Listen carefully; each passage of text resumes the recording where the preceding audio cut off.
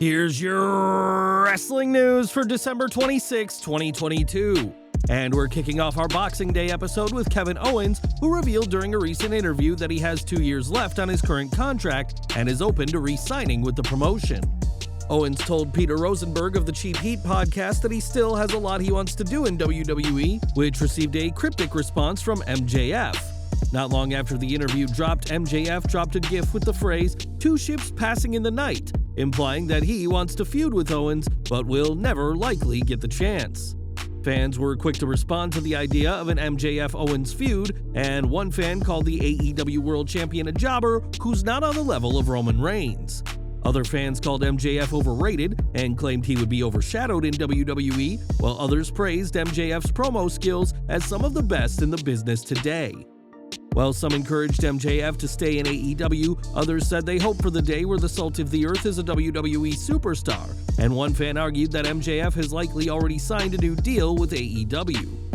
MJF has teased leaving AEW in January 2024 when his contract expires, but that relies on him having not already signed a new contract. And is an MJF-Kevin Owens feud something you'd like to see? In September, Braun Strowman returned to WWE 15 months after being released in June of last year. As we reported weeks ago, in the negotiations for his return, Strowman had a verbal altercation with Triple H, Bruce Pritchard, and Stephanie McMahon, and demanded a top-tier feud with someone on the roster. Strowman suggested names like Karrion Kross, Bobby Lashley, Drew McIntyre, and even Roman Reigns, though none of these feuds have happened. According to sources, WWE has instead given Strowman a feud with Intercontinental Champion Gunther, which has been teased for some time between the two. Speaking to Megan Morant on the SmackDown Lowdown, Braun continued to build his feud with Imperium and had some strong words for the Austrian superstar. "You say it's unfinished because you're absolutely right. Gunther cost me the World Cup tournament, Ricochet took advantage of it, and I don't blame him. Gunther, on the other hand, is an absolute dirtbag. Those two clowns that run around with him, they think they can stick their nose in anybody's business whenever they want to. They found out tonight that it don't always happen on my watch. I'm not forgetting what happened. You have that Intercontinental Championship, and I promise you, if I ever get my hands on you, I would love to be the monster to take the title away from your hands and put it where it belongs, around my waist. I'm coming for you. Be ready." Strowman does have one, albeit brief, Intercontinental Championship run to his name, and would love to add a second to his impressive resume. Whether Strowman is the one who'll dethrone the incredibly booked Gunther, that remains to be seen, but WWE is at least making good on their promise to Braun that encouraged him to return. Would you like to see Braun dethrone Gunther, or should the Austrian powerhouse flatten the monster among men? Let us know in the comments. Earlier this month, Mandy Rose was released from WWE due to the nature of the content shared with her subscribers of her website. After her release, Rose informed her subscribers that her website was not going anywhere, but she's now opened up much about her abrupt departure from the promotion. On Twitter, Rose wished everyone a Merry Christmas and said that she appreciates the abundance of love and support that she's received over the past few weeks. Rose also plugged her website, revealing that subscriptions to her site are now 50% off and will remain that way until the new year. It has been reported that Rose earned $500,000 in less than a week after her release from WWE, and her agent said she expects the Toxic Attraction alum to have become a millionaire by Christmas Day. We can't say for sure whether that's happened, but Rose is making a killing online and appreciates all the support she's had since her highly controversial exit from WWE. With the amount of money Rose has made online, it's not hard to believe that other female wrestlers will set up their own websites in hopes of making a fortune without having to take a bump. It's been reported that CJ Perry's online content has earned her more than her best year in wrestling, but talent shouldn't be eager to go online, according to Jim Cornette. On his drive-thru podcast, Cornette spoke to the women in AEW and advised them not to follow in Rose's footsteps. "Well, I'm not sure any of the women in AEW, no matter what they look like, need to be banking on something like this. They better stick to their day job." Rose was able to keep her website going for a while because WWE doesn't check what NXT talent does as much as they keep an eye on the main roster. The former NXT Women's Champion was released before she had a chance to take down her content, and while she is making a fortune, others should be sticking to wrestling, according to Cornette. On the December 16th SmackDown, Uncle Howdy made an in-person appearance, confirming once and for all that he and Bray Wyatt are not the same person. After LA Knight was kidnapped by a mysterious figure on the previous episode, Knight was quick to accuse Wyatt, even attacking him in the ring, but Howdy would appear on screen before emerging at the top of the ramp. While the segment was a hit with fans, others felt it didn't live up to the hype, and during his drive-thru podcast, Jim Cornette shared his 2 cents on the segment. People have been saying the guy can talk, the guy can work, or whatever, he can talk. The problem is, he never got to the point, and we haven't seen him wrestle, so we don't know if he can work. And we don't know what the fuck is going on here or give a shit at this point, and he's dragging LA Knight down now with him. What do people like about him? It was in a recent interview that Knight spoke about working with Bray, calling it a unique challenge, given their different approaches to wrestling. Cornette clearly isn't a fan of the Uncle Howdy character or the segment, but what did you think? Did Howdy's arrival live up to the hype, or was this segment a dud? Let us know in the comments. For Wyatt's last match prior to his release, he was betrayed by Alexa Bliss at WrestleMania 37, who would become the Dark Alexa character thanks to the former Universal Champion. Speaking to BT Sport, Bliss addressed her time working with Wyatt and how his controversial release affected the roster. He's such a key part of WWE and such a, presence and character that it's so great that he's back. I feel like there was this character void, and the fact that he's back and just that creative, you need that creative energy around. Since Bray's return, it's been teased that Bliss will return to the Dark Alexa character soon enough, with the goddess attacking Bianca Belair during their interview on last week's Raw. As for Wyatt, he's been feuding with LA Knight, with a match rumored for next month's Royal Rumble event, and the void his departure made has since been filled. We are looking ahead to SmackDown, as this Friday will mark the final show of the year, as well as the return of John Cena. The 16-time WWE World Champion will team with Kevin Owens to face Roman Reigns and Sami Zayn, but don't expect to be able to buy tickets now. In the latest data from WrestleTix, only 294 tickets are left for the show, which is being considered as a virtual sellout. This is an insanely low number considering how tickets were moving before John Cena was confirmed for the show, and it's estimated that Big Match John alone has been able to move over 5,000 tickets. Next week's show in Tampa's MLA Arena will also see the return of Lacey Evans with a new character, as well as a grudge match between Solo Sikoa and Sheamus, but it's John Cena who WWE has to thank for seriously moving tickets. Tony Schiavone has been involved with the pro wrestling industry for many years and is currently a commentator for AEW Dynamite and AEW Rampage. He returned to the business in 2017 after he took a break from pro wrestling following his one appearance for TNA in 2003. The veteran commentator has now revealed when he will call time on his career. "I ain't got many more years left in this business," Schiavone said on the What Happened When podcast.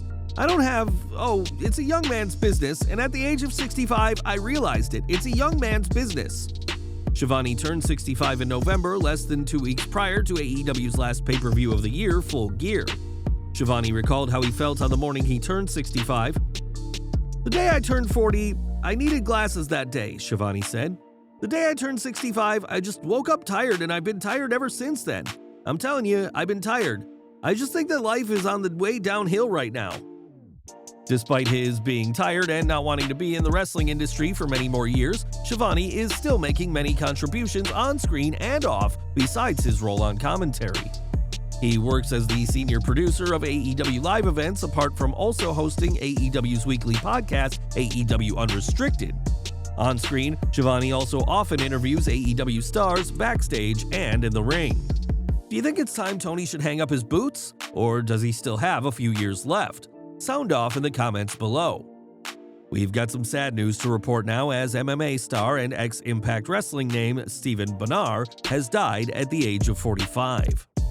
The cause of Bonnar's death has yet to be confirmed, though UFC has stated it was presumed heart complications, and the wrestling world has expressed their grief with his passing. On Twitter, Impact's official account said they were saddened to learn of his passing and offered their condolences to Bonnar's family, while Moose also shared his condolences after the death of the UFC Hall of Famer.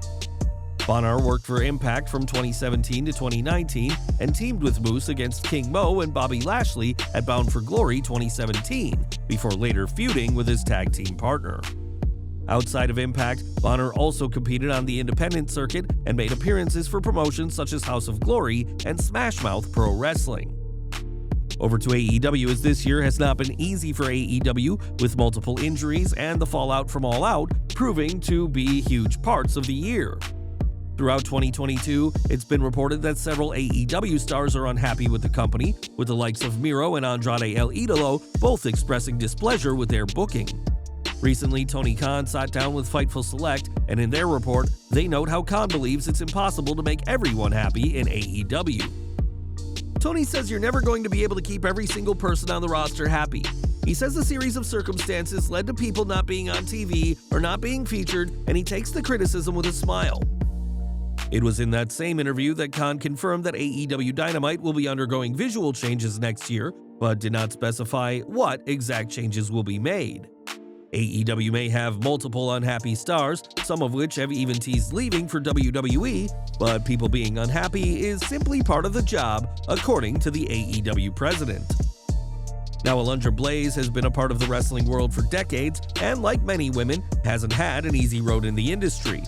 Not only was she infamously blacklisted from the WWF for 20 years after her Nitro incident with the WWF Women's title, but Blaze competed at a time when harassment of women in wrestling was a worrying norm.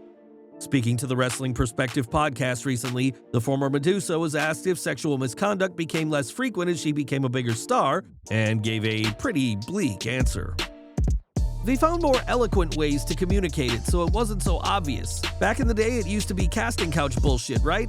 I think people are very careful nowadays. It's just, crap's gonna happen. Blaze added that she did see things change for the better, but gave some awful examples, saying that men would defecate in a woman's food and then watch her eat it. The former women's champion went as far as to say that some behavior was Harvey Weinstein-ish, explaining that some of the big names who were able to seriously help a wrestler's career were often the ones doing the heinous acts.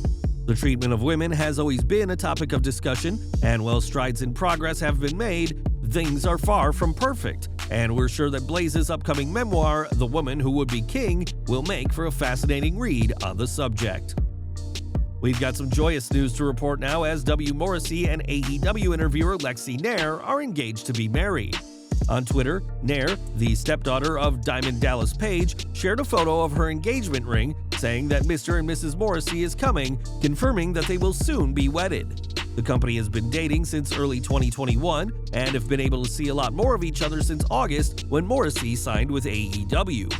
In the years after his WWE release in 2018, Morrissey seriously struggled with substance issues and his mental health, and we're pleased to see how far he's come ahead of his upcoming nuptials to Lexi Nair. In 2006, Kurt Angle would join TNA Wrestling, which later became Impact Wrestling, and would spend a decade with the promotion. During his time with the company, Angle became a multi-time world champion and had plenty of massive feuds, but not everything was perfect for the Olympian. Speaking on the most recent episode of his podcast, Kurt acknowledged that TNA hiring new names ultimately pushed him off TV, which he considers to be a major mistake. I felt like the new guys coming in, these big stars came in, Eric Bischoff, Hulk Hogan, Ric Flair, and not that any of them I had a problem with, I didn't have a problem with any of them. But I think they got together, especially Hogan and Bischoff, and decided it was time to make the young guys.